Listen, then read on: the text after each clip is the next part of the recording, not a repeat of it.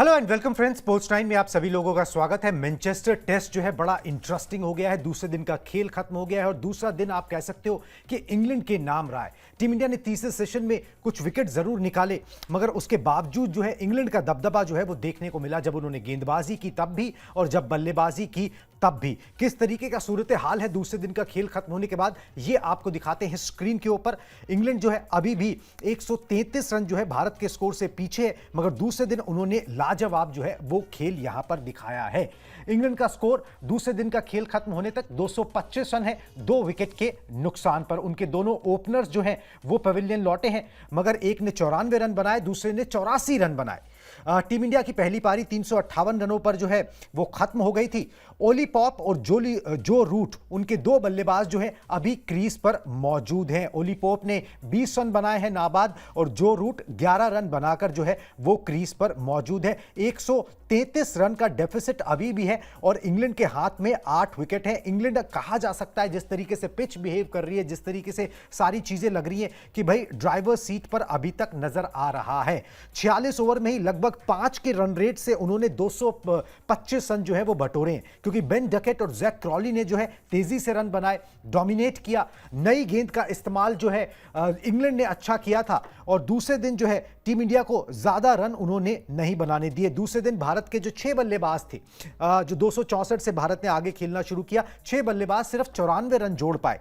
उन्होंने नई गेंद का इंग्लैंड ने बड़ा बढ़िया इस्तेमाल किया। उस नई गेंद का जो इस्तेमाल स्विंग और सीम के अंदर टीम इंडिया नहीं कर पाई। वो बुमराह, सिराज, यहां पर अंशुल कंबोज जो शुरुआत में जो है बेअसर नजर आए, और यही फर्क रहा दोनों टीमों के बीच में, दोनों की गेंदबाजी का। इंग्लैंड ने बढ़िया गेंदबाजी की, गेंद को स्विंग कराया, सीम कराया। टीम इंडिया के गेंदबाज वो स्विंग और सीम नहीं करा पाए, उस नई गेंद का फायदा जो है वो नहीं उठा पाए। चलिए जी, अब किस तरीके से इंडियन बॉलर्स का प्रदर्शन रहा उस पर एक बार नजर डाल लेते हैं। एक एक करके आपको सारे गेंदबाजों के आंकड़े दिखाते हैं, किस तरीके से उन्होंने सेकंड डे जो है यहां पर परफॉर्म जो है वो किया है।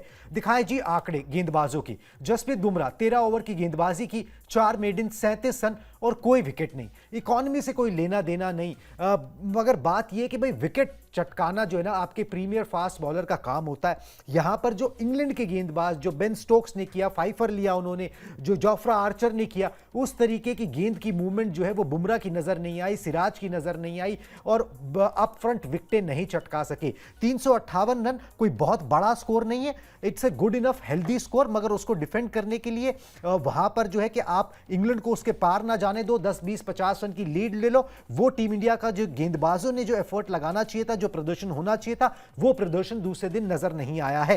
अंशुल कंबोज, मोहम्मद सिराज के भी आंकड़े दिखाएं। अंशुल कंबोज को 1 विकेट जरूर मिला दिन का खेल के खात्मे में। बेन डकेट का उन्होंने विकेट निकाला, मगर 10 ओवर में उन्होंने 48 रन खर्च कर दिए।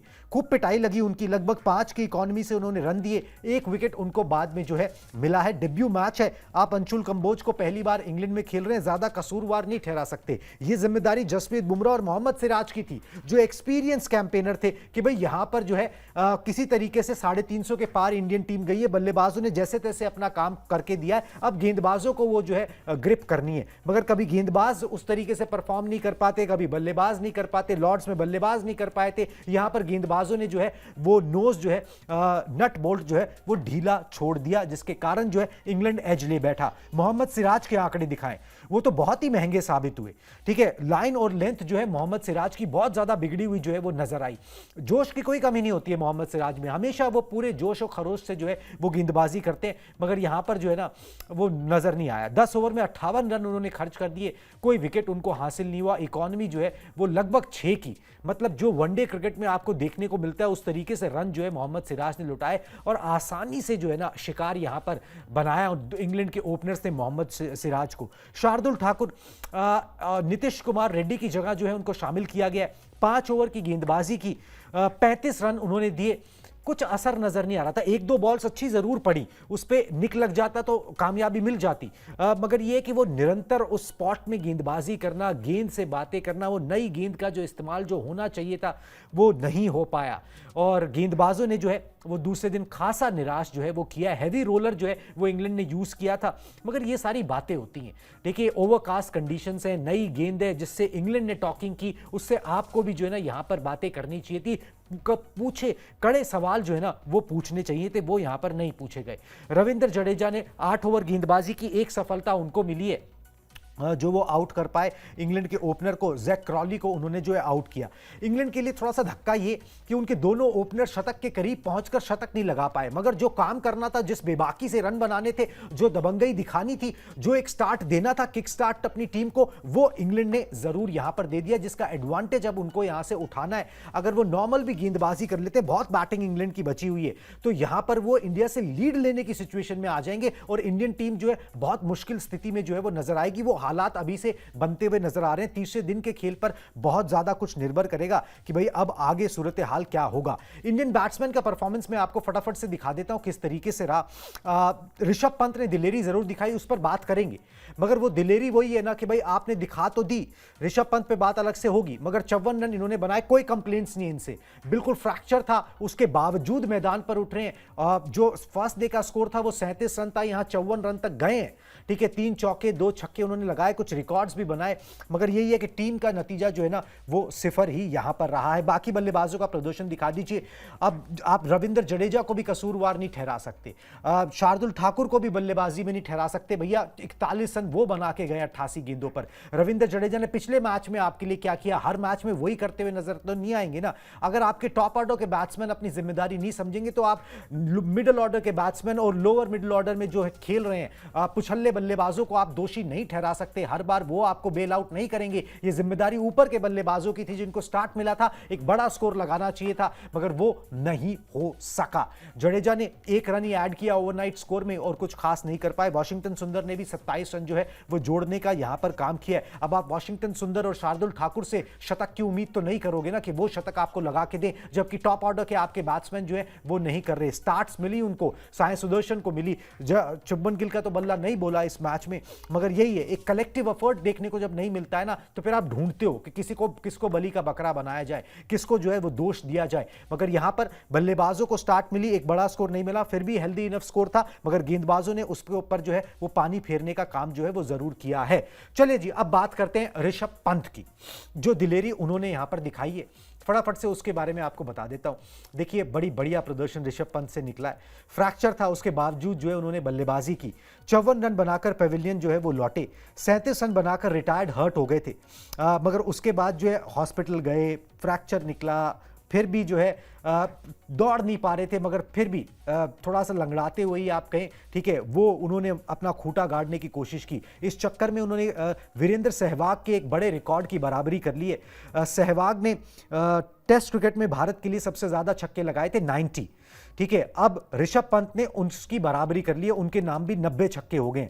लॉर्ड्स टेस्ट में जो है उनके हाथ पर गेंद लगी थी, उसके बाद भी वो खेले थे। यहां पर पांव पर गेंद लगी है, चोट हुए, उसके बावजूद भी जो है ऋषभ पंत ने यहां पर जो है एक अच्छी पारी जो है वो खेली है, वो दिलेरी दिखाई है। तो उसकी उनकी जितनी तारीफ की जाए उतनी कम है कि अपनी तरफ से वो दिलेरी जरूर दिखाते हैं। मगर वही बात है ना, देखिए ये सारी चीजें ना बहुत अच्छी लगती हैं जब टीम अच्छा कर रही होती है। जब आप इंडिविजुअल ब्रिलियंस की बात करोगे ना और टीम अच्छा नहीं कर रही होती तो वो इंडिविजुअल ब्रिलियंस भी ना कहीं मतलब उस पर पानी फिर जाता है। और ये बात प्लेयर्स भी मानते हैं कि भाई अगर हमने शतक बनाया, टीम नहीं जीती, टीम के जीत में वो काम नहीं आ पाया, तो फिर वो मजा किरकिरा हो जाता है। वही बात है जो दिलेरी यहां पर ऋषभ पंत ने दिखाई, जो सम्मान उनको इंग्लैंड में मिला, अब उन सब चीजों के ऊपर ना थोड़ा पानी फिरता दिखता है जब आपका एक कलेक्टिव एफर्ट टीम की तरफ से नहीं होता है। आप सीरीज में इंडियन टीम पीछे है, अगर ये टेस्ट मैच हाथ से निकल गया, ये मोमेंट अभी दूसरे दिन टीम इंडिया ने खोया है, अगर ये टेस्ट मैच हाथ से निकल गया तो सीरीज निकल गई। ठीक है, उसके बाद आपको WTC में भी उसका नुकसान होगा और जो सीरीज आपके हाथ से निकलेगी वो अलग। फिर देखते हैं कि चलिए जी क्या होता है तीसरे दिन।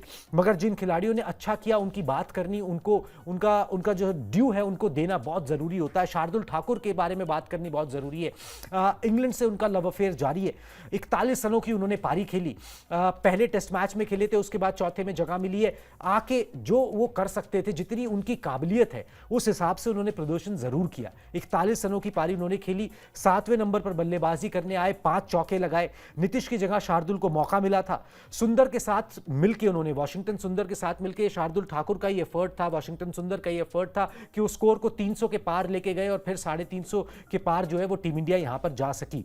सिद्धू ने जो है आज एक बयान दिया, नवजोत सिंह सिद्धू ने, पता नहीं क्यों दिया, मगर इस तरीके की बयानबाजियों से बचना चाहिए। उन्होंने शार्दुल का जो प्लेइंग 11 में सिलेक्शन हुआ उसको बोला काम चलाओ क्रिकेटर्स से काम नहीं चलता है। अब ये इस तरीके की लैंग्वेज यूज करना, 41 रन बना के उन्होंने दिखा दिया कि भाई वो क्या है।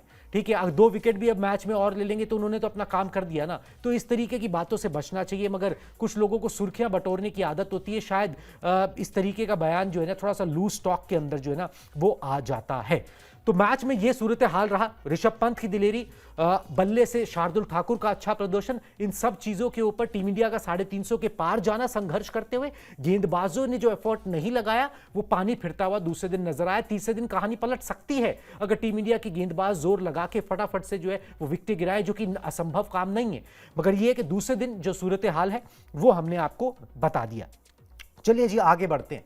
अब इससे इतर एशिया कप के बारे में थोड़ी सी बात कर लेते हैं। एशिया कप जो है उसको लेकर थोड़ी सिचुएशन क्लियर हो गई है। एसीसी मतलब एशियन क्रिकेट काउंसिल की मीटिंग थी जिसमें बीसीसीआई ने वर्चुअली पार्टिसिपेट किया क्योंकि ढाका वो जाना नहीं चाहते थे और उस पर थोड़ा सा बवाल भी हुआ था। अब बीसीसीआई ने टूर्नामेंट की मेजबानी पर जो है सहमति जता दी है और एक मोटा मोटा जो है ना ऑफिशियली तो नहीं आया मगर एक ये पहले से ही राउंड में चल रहा था, बातें चल रही थी, वही चीज निकल के आ रही है कि यूएई में एशिया कप के सारे मुकाबले खेले जाएंगे। भारत और पाकिस्तान को एक ही ग्रुप में जो है वो रखा जाएगा। 3 बार दर्शकों को जो है वो इंडिया पाकिस्तान का महामुकाबला देखने को मिल सकता है, 2 बार लीग स्टेज में, और अगर दोनों टीमें फाइनल में पहुंचती हैं तो फाइनल में। ये जो महामुकाबले के जो बहुत फैंस हैं दोनों सीमा के दोनों पार, उनके लिए ये एक अच्छी खबर है कि इंडिया पाकिस्तान का मुकाबला ऑपरेशन सिंदूर के बाद बड़ी बातें हो रही थी जी कि भाई नहीं खेला जाएगा, किसी भी हाल में नहीं होगा। उस पर जो है थोड़ी सी सहमति बनती हुई नजर आई है कि अगर कोई मतलब एसीसी का टूर्नामेंट है, आईसीसी का टूर्नामेंट है तो वहां पर खेल लेंगे, जो बायलैटरल हम नहीं खेलते हैं वो नहीं खेलेंगे। तो ये मुकाबले जो है वो यूएई में देखने को मिल सकते हैं। चलिए, एक बात तो हो गई कि भाई इंडिया पाकिस्तान के जो फैंस हैं उनके लिए खुशखबरी है। एक खुशखबरी है जो रोहित शर्मा और विराट कोहली के फैंस हैं उनके लिए भी। क्या खुशखबरी है वो आपको बता देते हैं। इंग्लैंड में आप देख सकते हो रोहित शर्मा और विराट कोहली को खेलते हुए। भारत इंग्लैंड के बीच वनडे T20 सीरीज का ना एक ऐलान हो गया है। जुलाई 2026 में दोनों टीमों के बीच में जो है वो मुकाबले खेले जाएंगे। अगले साल के मॉनसून में लिमिटेड ओवर्स की सीरीज जो है ना वो होगी। 2022 में आखिरी बार जो है इंग्लैंड में वनडे और T20 सीरीज टीम इंडिया ने खेली थी। उसके बाद से वो लिमिटेड ओवर सीरीज जो है ना मतलब व्हाइट बॉल सीरीज नहीं खेली है। तो उसका शेड्यूल जो है वो ईसीबी ने जारी किया, जिसके अंदर अपना शेड्यूल बेसिकली जारी किया, जिसके अंदर ये सीरीज भी जो है वो स्लॉटेड है। खुशखबरी ये है कि भाई वनडे सीरीज होगी तो रोहित विराट वनडे से अलविदा अभी नहीं हुए, उन्होंने वहां से संन्यास नहीं लिया है। तो वहां पर जो है फैंस उनको खेलते हुए देख सकते हैं कि भाई वहां पर जो है उनका जलवा देखने को मिल सकता है। तो ये एक अच्छी बात जो है ना वो नजर आई है यहां पर। मगर इन सब से अलग जो फोकस अभी है, दोबारा से अपडेट 1 दिखा दें, वो मैच को लेकर है। मैनचेस्टर में जो मुकाबला चल रहा है, बड़ा इंपॉर्टेंट टेस्ट मैच है जी। अगर आपने यहां पर टेस्ट मैच जीत लिया तो फिर 5वें टेस्ट मैच में जो जीतेगा वो सीरीज जीत जाएगा। यंग टीम है, एक हेड स्टार्ट मिल जाएगा, सब कुछ जो है ना अच्छा हो जाएगा और जो छोटे मोटे ग्लिचेस नजर आए वो सब ढक जाएगा। मगर उसके लिए आपको मैनचेस्टर में जोर लगाना बहुत जरूरी है।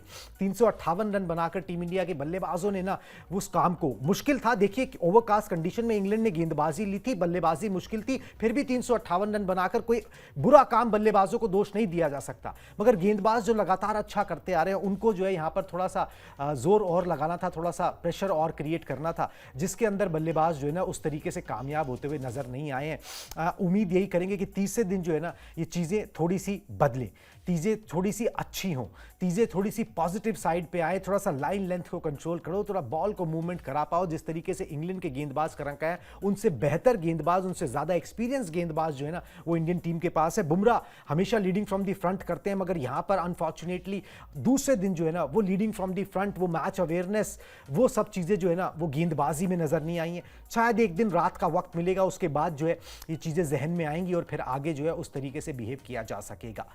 चलिए जी देखते हैं तीसरे दिन क्या होता है। आप मेरे साथ इस ब्रॉडकास्ट में जुड़े, इसके लिए बहुत बहुत शुक्रिया।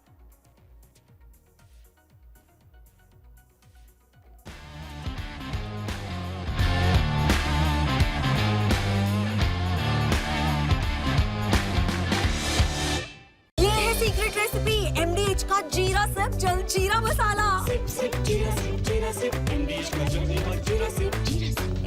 गाजर जिरा की रेसिपी